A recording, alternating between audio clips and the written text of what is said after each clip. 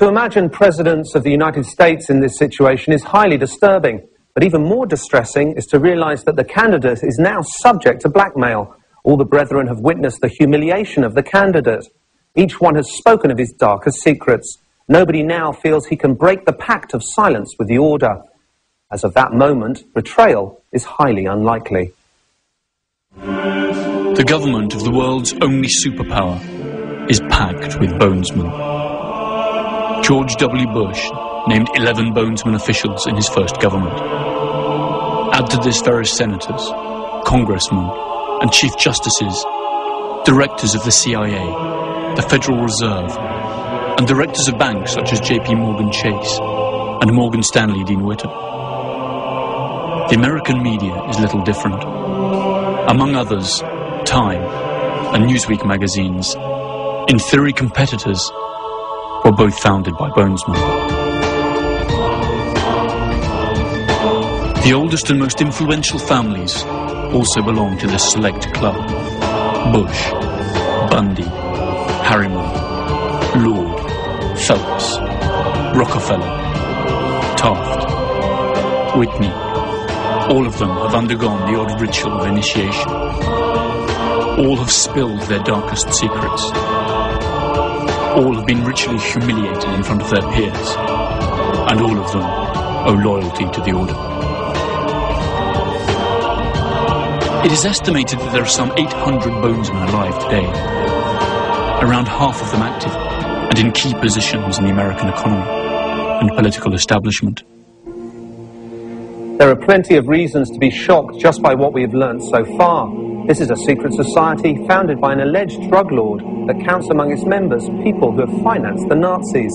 Their members meet in a bunker supposedly full of stolen skeletons, and among its brethren we find no less than the president of the most powerful country on earth, and also his main political contender. And Skull and Bones is not the only secret society that appears to be pulling the strings of world power. There are at least 2 other organizations who are suspected of foul play, ranging from economic manipulation to attempting to achieve world control. They are the Bilderberg Group and the mysterious Council of Foreign Relations.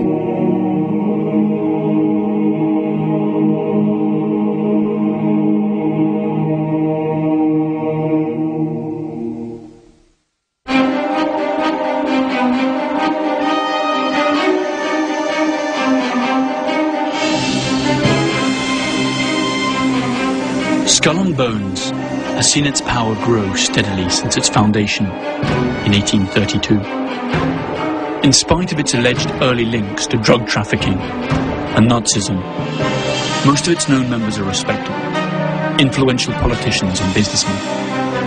But Skull and Bones is not the only secret society whose influence reaches the highest ranks of power. There are more. One of the organizations most suspected of pulling the strings of world power behind the facade of an altruistic organization is the CFR, or Council on Foreign Relations. They're also hidden away here in Washington, D.C., on the 7th floor of this building. They define themselves as a non-partisan resource for information and analysis. That is to say, an innocent think tank. But are they what they say they are? The answer to this question may hold the key to understanding the true origin of many events that happen to us every day, and seem to be a result of our own free will. The Council of Foreign Relations was founded during the First World War, when a university fraternity presented President Woodrow Wilson with a set of proposals that detailed options to reinforce world democracy when Kaiser Wilhelm II was eventually defeated. The proposals were backed by Colonel Edward Mandell House, advisor to President Wilson. Wilson presented the project to Congress in January 1918, where it was approved. And the CFR was officially founded in 1921. Its first sponsors were members of the most powerful families in the US: Rockefeller, Mellon, Harriman, Schiff, Kuhn, Lowe, and Carnegie. It was also backed by important foreign citizens, including multimillionaire South African colonizer Sir Cecil Rhodes, and European bankers Warburg and Rothschild. The CFR makes no secret of who their members are or their activities. At least that's how it seems. Its headquarters are on Park Avenue and 68th Street in New York City. Its reports can be freely downloaded from the internet, where the CFR publishes a full web page at www.cfr.org. It runs a newspaper that is the most prestigious political analysis journal in the United States, Foreign Affairs.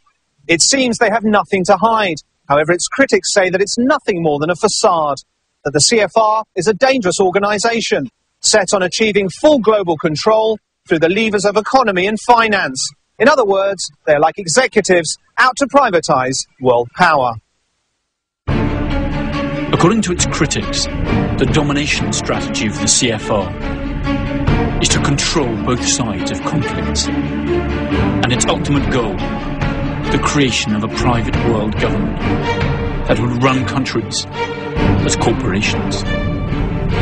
To achieve this, it would first have to erode the political structures of all sovereign states. Then it would have to foster worldwide socio-cultural standardization. And finally, it would have to impose a globalized financial system that it could control. Critics add that all of this would be achieved by provoking global conflicts that would keep the masses united against real or imaginary common enemies. Any similarity with reality is surely pure coincidence. But can an organisation, no matter how hard it tries to manipulate the world, actually achieve this? If so, how much power would it need to amass? To be allowed to join the select 4,200 members the CFR has today, it is mandatory to be American, or to be about to obtain American citizenship. The Council is loaded with top executives of financial institutions, powerful industry leaders, and mass media executives. Academics and scholars, high-ranking military personnel, politicians, public officers, deans of universities, and research centres are also welcome. Their reports identify threats, opportunities, strengths and weaknesses, and then offer operational, tactical and strategic planning in all the spheres of interest to the United States. The question is this for the better or worse? The list of its most prominent members is a conspiracy theorist's dream come true. Among CFR's most renowned members are David Rockefeller, Henry Kissinger, Bill Clinton, former Secretary of State Madeleine Albright, Hungarian-American billionaire George Soros, Supreme Court Judge Stephen Breyer,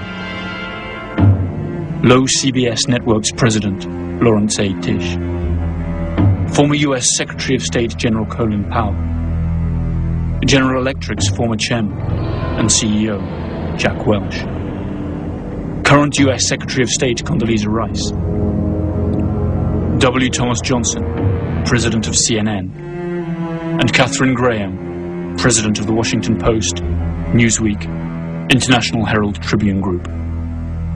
That's not to mention Alan Welsh Dulles, founding father of the CIA, and banker Paul Moritz Warburg, who was born in Germany and emigrated to the United States, where in 1913 he drew up and promoted the legislation that would create the Federal Reserve Bank. This is the American Central Bank, whose capital is not public, as would normally be expected, but is instead in the hands of private banks.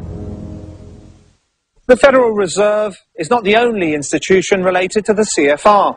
The International Monetary Fund behind me and the World Bank close by were both created by CFR members.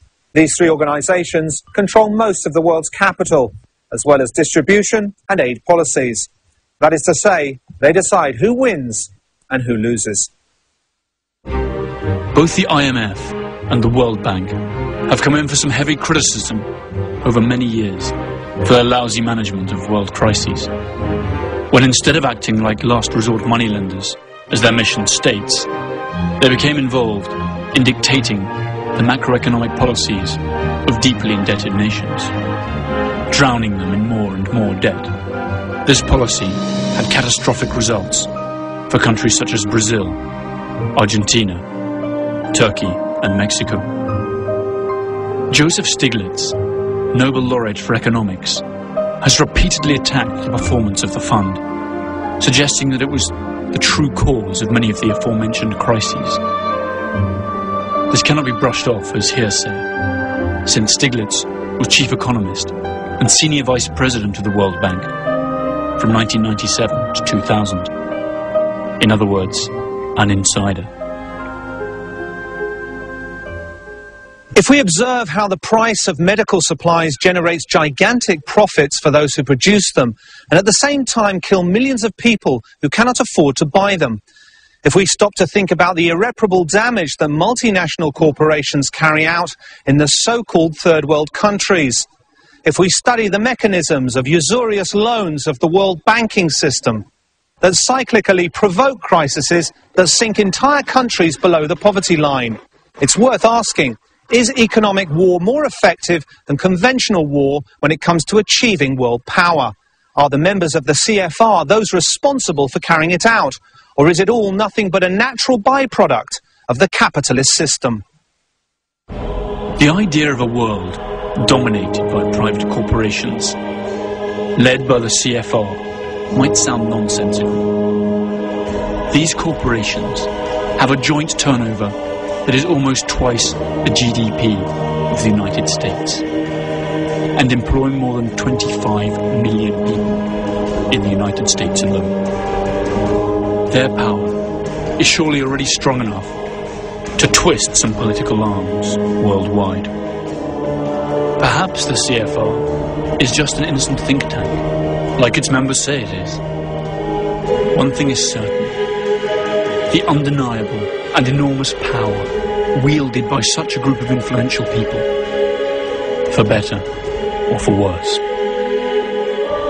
What other secret societies pull the strings? Or better said, what other societies secretly pull the strings on the world stage? Most experts agree that one of the traits of contemporary secret societies is that they're no longer guided by ideology, but rather by pure and simple economics. In practice, this means that they use their influence in the corporate world to force entire countries to serve their interests. The average person is completely unaware of how national strategic decisions are taken, and whatever changes his vote may bring about happen only over the very long term, and usually prove to be merely cosmetic. If there's one secret society that has every characteristic needed to raise suspicion, it's the Bilderberg Group. Surely the most exclusive club on the planet, and perhaps the organisation that really controls the world. The Bilderberg Group is named after the Bilderberg Hotel in Oosterbeek, Holland, where it first met. Its founders were Joseph Rettinger, a Polish emigre with social democratic ideas, and Prince Bernhard of the Netherlands.